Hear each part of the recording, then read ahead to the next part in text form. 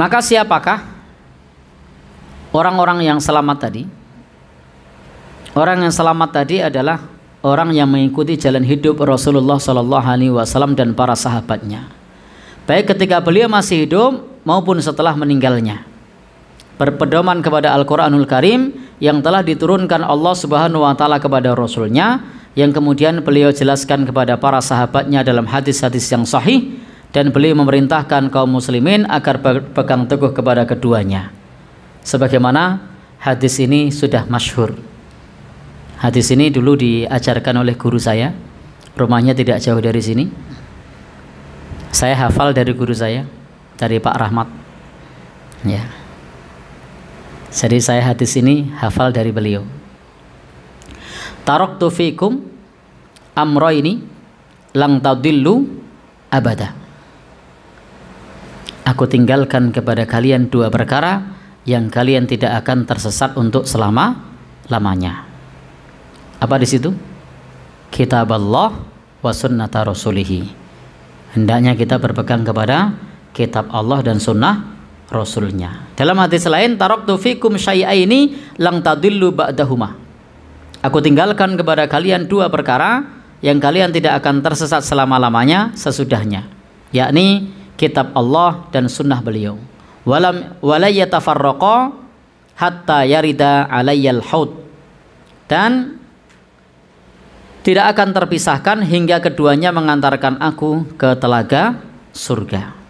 Karena nanti orang-orang yang bisa mendapatkan syafaat Rasul itu akan berjumpa kepada Rasul di telaga Kautsar yang disebut sebagai telaga Rasulullah Sallallahu Alaihi Wasallam, yang barang siapa yang meminumnya lam yatma abada, tidak akan pernah haus untuk selama-lamanya.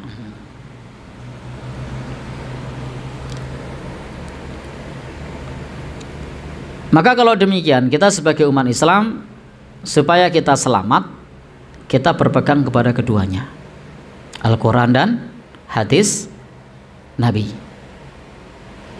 Maka untuk mewujudkan hal itu, Allah Subhanahu wa Ta'ala sudah membimbing kita di dalam surah An-Nisa ayat 59. Apa firman-Nya di An-Nisa 59? Fa in tanaza'tum fi syai'in farudduhu ilallahi war rasul. Jika kalian berselisih dalam suatu perkara, maka kembalikanlah kepada Allah dan Rasulnya.